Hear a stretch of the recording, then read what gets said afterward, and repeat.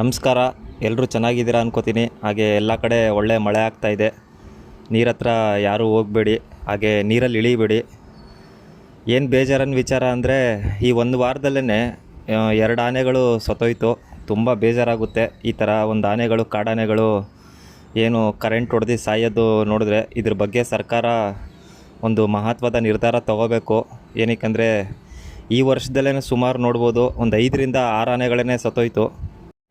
ಎಲ್ಲರೂ ವೆಯ್ಟ್ ಮಾಡ್ತಿರ್ತೀರ ನಮ್ಮ ಗಜಪಡೆ ಅಂದರೆ ಮೈಸೂರು ದಸರಾಗೆ ಬರಬೇಕಾಗಿರೋ ಆನೆಗಳ ಸೆಲೆಕ್ಷನ್ ಪ್ರೊಸೆಸ್ಸು. ಹೌದು, ಈಗ ಕಳೆದ 15 ದಿನದಿಂದ ಎಲ್ಲ ಅಧಿಕಾರಿಗಳು, ಡಾಕ್ಟ್ರುಗಳು ಎಲ್ಲ ಶಿಬಿರಗಳಿಗೂ ಹೋಗಿ ಆನೆಗಳ ಆರೋಗ್ಯ ಸ್ಥಿತಿ ಮತ್ತು ಅದು ಪ್ರೆಗ್ನೆನ್ಸಿ ಟೆಸ್ಟ್ ಕೂಡ ಮಾಡಿದ್ದಾರೆ. ಇದೇ ಮೊದಲನೇ ಬಾರಿಗೆ ECG ಟೆಸ್ಟ್ ಕೂಡ ಮಾಡಿದ್ದಾರೆ ಆನೆಗಳಿಗೆ. ಫಿಟ್ನೆಸ್ ಅಂದರೆ ಯಾವ ರೀತಿ ಇದೆ ಒಂದು ಆರೋಗ್ಯ ಅದರದ್ದು ಎಲ್ಲ ಅದರದ್ದು ರೆಕಾರ್ಡ್ಸ್ನೆಲ್ಲ ಕಲೆಕ್ಟ್ ಮಾಡ್ತಾಯಿದ್ದಾರೆ.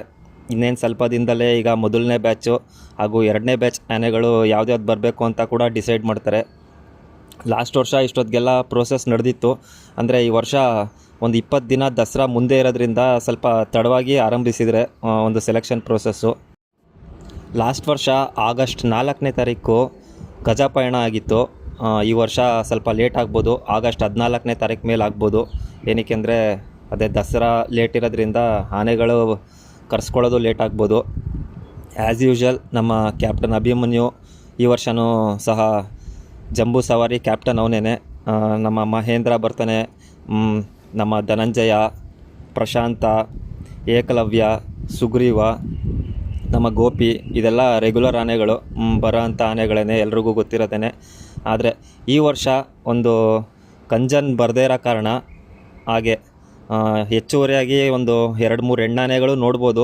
ನಮ್ಮ ಹೊಸ ಆನೆಗಳಂದರೆ ಲಕ್ಷ್ಮಣ, ಪಾರ್ಥಸಾರಥಿ ರಾಂಪುರ ಕ್ಯಾಂಪಲ್ಲಿದೆ, ಅದು ಈಶ್ವರ, ಶ್ರೀರಾಮ, ಸುಮಾರು ಈ ಥರ ಆನೆಗಳು ಇದೆ. ಈಗ ಅರ್ಶುನ್ ಕೂಡ ಮದ ಸ್ಟಾರ್ಟ್ ಆಗೋಯ್ತು. ಈಗ ಮೊನ್ನೆ ಕಾರ್ಯಾಚರಣೆಗೆ ಹೋದಾಗ ನೋಡಬೇಕು ಯಾವ ರೀತಿ ಅವನ ಒಂದು ಕಂಡೀಷನ್ಸ್ ಇರುತ್ತೆ, ಮದ ಇರುತ್ತಾ ಇಲ್ಲ ಅಂತ. ಈ ಥರ ಸುಮಾರು ಆನೆಗಳು ಈಗ ಲಿಸ್ಟಲ್ಲಿದ್ದಾವೆ. ಏನು 14 ಆನೆ ಸೆಲೆಕ್ಷನ್ ಆಗಬೇಕು. ಅದರಲ್ಲಿ ಬರೋ ಚಾನ್ಸಸ್ ಇದೆ, ಹೆಣ್ಣಾನೆಗಳು ಬರೋ ಚಾನ್ಸಸ್ ಇದೆ ಹೊಸದಾಗಿ. ಕಾದು ನೋಡೋಣ ಯಾರಿಗೆ ಈ ಸತಿ ಒಂದು ದಸರಲ್ಲಿ ಭಾಗಿಯಾಗೋ ಚಾನ್ಸ್ ಸಿಗುತ್ತೆ ಅಂತ.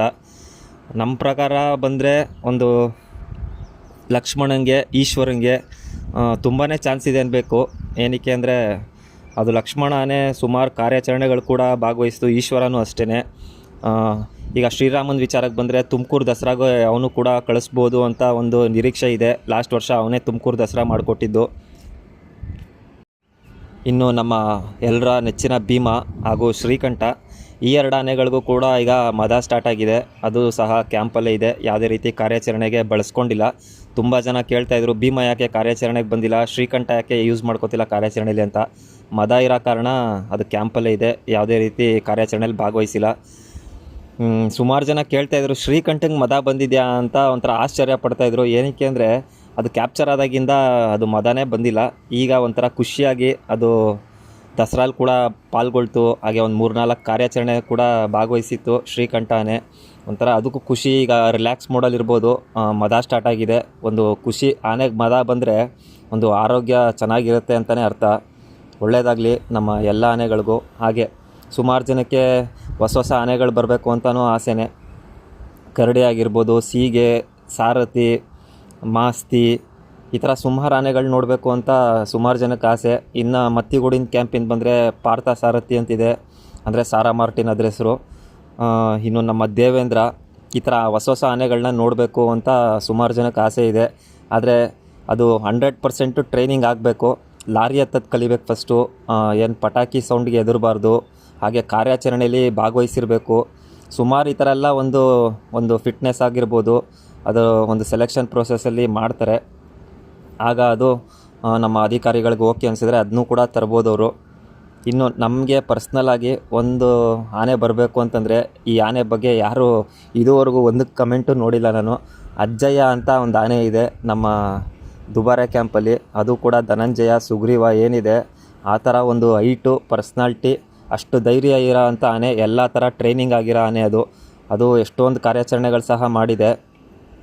ಆನೆದು ದಂತ ಒಂದು ಮೇಲೆ ಕೆಳಗಡೆ ಇರೋದ್ರಿಂದ ಅದನ್ನು ಯಾವುದೇ ರೀತಿ ಅವರು ಸೆಲೆಕ್ಷನ್ ಮಾಡಲ್ಲ ಅಂತ ಒಂದು ನಂಬಿಕೆ. ಆದರೆ ಆನೆ ದಂತನ ಸ್ವಲ್ಪ ಏನು ಟ್ರಿಮ್ ಮಾಡಿ ಒಂದು ಸ್ಟ್ರೈಟ್ ಮಾಡಿದ್ರೆ ಆನೆ ಕೂಡ ಒಂದು ಒಳ್ಳೆ ಫಿಸಿಕ್ ಇರೋ ಆನೆ, ಸೂಪರಾಗಿ ಕಾಣ್ತಾನೆ. ನಮ್ಮ ದಸರಾಲಿ ಹೆಜ್ಜೆ ಹಾಕಿದ್ರೆ ಅಜ್ಜಯ್ಯ.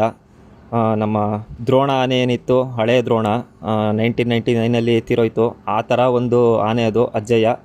ದಂತ ಒಂಚೂರು ಟ್ರಿಮ್ ಮಾಡಿ ಚೆನ್ನಾಗಿ ಮಾಡಿದ್ರೆ ಸಖತ್ತಾಗಿರೋ ಆನೆ ಮಾತ್ರ. ಈ ಆನೆನ ಯಾರೂ ಯೋಚಿಸಿರೋದಿಲ್ಲ ಅಂತ ನಾನು ಅನ್ಕೋತೀನಿ. ಅದು ಬಂದರೆ ಚೆನ್ನಾಗಿರುತ್ತೆ. ಏನಕ್ಕೆ ಆ ಥರ ಒಂದು ಫಿಸಿಕ್ ಇರೋ ಆನೆ ಕಮ್ಮಿ ಇರೋದು ನಮ್ಮ ಕ್ಯಾಂಪ್ಗಳಲ್ಲಿ. ಆ ಥರ ಇರೋದು ಅಂದರೆ ಏಕಲವ್ಯ, ನಮ್ಮ ಸುಗ್ರೀವ, ಧನಂಜಯ, ಇಷ್ಟೇ. ಈ ಥರ ಒಂದು ಆ ಬ್ಯಾಚ್ ಆನೆಗಳು. ಹಳೇದಂದರೆ ನಮ್ಮ ಗೋಪಾಲ ಸ್ವಾಮಿ ಇತ್ತು, ಹಾಗೆ ಅಶ್ವತ್ಥಾಮ ಇತ್ತು. ಅನ್ಫಾರ್ಚುನೇಟ್ಲಿ ಎರಡೂ ಕೂಡ ತೀರೋಯ್ತು ದಸರಾ ಬಂದು ಹೋಗಾದ್ಮೇಲೆ. ರೋಹಿತ್ ಆನೆ ಕೂಡ ಈಗ ಮತ್ತಿಗೂಡಲ್ಲಿ ಅಂಡರ್ ಟ್ರೈನಿಂಗ್ ಇದ್ದಾನೆ. ಈಗ ಮೊನ್ನೆ ತಾನೇ ಕಾರ್ಯಾಚರಣೆಗೂ ಬಂದಿದ್ದ ಅವನು, ರೇಡಿಯೋ ಕಾಲರಿಂಗ್ ಕಾರ್ಯಾಚರಣೆಗೆ. ಏನು ತಿಥಿಮತಿಯಿಂದ ಮುಂದೆ ದೇವರಪುರ ಕಾರ್ಯಾಚರಣೆ ಅಲ್ಲಿ ಒಂದು ಎಸ್ಟೇಟಲ್ಲಿ ಆಯಿತು. ಅವನು ಸಹ ದಸರಾಗೆ 2 ವರ್ಷ ಬಂದು ಭಾಗವಹಿಸಿದ್ದ. ಆದರೆ ಈ ವರ್ಷ ಬರೋದು ಸಹ ಒಂದು ನಿರೀಕ್ಷೆ ಇದೆ. ಅವನು ಕೂಡ ಸೆಲೆಕ್ಟ್ ಆಗ್ಬೋದು. ಏನಕ್ಕೆ ಅಂದರೆ ಅವನಿಗೂ ಕೂಡ ಅನುಭವ ಇದೆ. ಮೊದಲು ಅವನಿದ್ದಿದ್ದು ನಮ್ಮ ರಾಂಪುರ ಕ್ಯಾಂಪಲ್ಲಿ. ಅವನು ಹೆಚ್ಚಿನ ಒಂದು ಏನು ಟ್ರೈನಿಂಗೋಸ್ಕರ ಮತ್ತಿಗೂಡು ಕ್ಯಾಂಪ್ಗೆ ಶಿಫ್ಟ್ ಮಾಡ್ತಾರೆ. ಅವನು ಸುಮಾರು ಹುಲಿ ಕಾರ್ಯಾಚರಣೆ, ಆಮೇಲೆ ಸಣ್ಣ ಪುಟ್ಟ ರೇಡಿಯೋ ಕಾಲರಿಂಗ್ ಕಾರ್ಯಾಚರಣೆಯಲ್ಲಿ ಸಹ ಭಾಗವಹಿಸಿರೋ ಅಂಥ ಆನೆ. 2 ವರ್ಷ ಅನುಭವ ಇದೆ. ಆದರೆ 2 ವರ್ಷ ದಸರಾಗೆ ಬಂದರೂ ನಮ್ಮ ಮೇನ್ ಪ್ರೊಸೆಷನ್ ಏನು ನಡೆಯುತ್ತೆ ದಸರಾದು, ಆ ಪ್ರೊಸೆಷನಲ್ಲಿ ಭಾಗವಹಿಸಿರಲಿಲ್ಲ.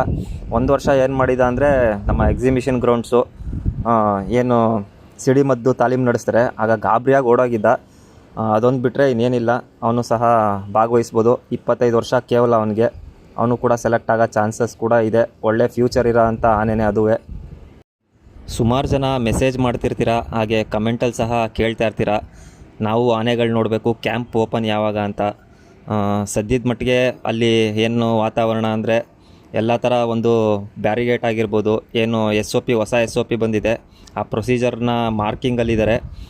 ಈಗ ಏನು ಗಜಪಯಣ ಸ್ಟಾರ್ಟ್ ಆಗುತ್ತೆ, ಈ ಗಜಪಯಣ ಆದಮೇಲೆ ಓಪನ್ ಆಗ್ಬೋದು ಅನ್ನೋ ಒಂದು ನಿರೀಕ್ಷೆ ಇದೆ. ಇನ್ನೂ ಅರಣ್ಯ ಮಂತ್ರಿಗಳಾಗಬೇಕು, ಇದೆಲ್ಲ ಒಂದು ಪ್ರೋಸೆಸ್ ಆದಮೇಲೆ ಕ್ಯಾಂಪ್ ಓಪನ್ ಆಗ್ಬೋದು. ಹಾಗೆ ಯಾವ್ದಾದ್ರು ಆನೆ ಹೆಸರು ಬಿಟ್ಟಿದ್ರೆ ಕಮೆಂಟ್ ಮಾಡಿ. ನಿಮಗೂ ಸಹ ಯಾವ ಆನೆ ಇಷ್ಟ, ಯಾವ ಆನೆ ನಮ್ಮ ದಸರಾಗೆ ಬರಬೇಕು, ಅದು ಸಹ ಕಮೆಂಟ್ ಮಾಡಿ. Thank you. ಈಗ ದಸರಾನೂ ಸ್ಟಾರ್ಟ್ ಆಗ್ತಾ ಇದೆ. ಎಲ್ಲರೂ ನಮಗೆ ಸಪೋರ್ಟ್ ಮಾಡಿ, ಸಬ್ಸ್ಕ್ರೈಬ್ ಮಾಡಿ, ಲೈಕ್ ಮಾಡಿ, ಶೇರ್ ಮಾಡಿ. Thank you.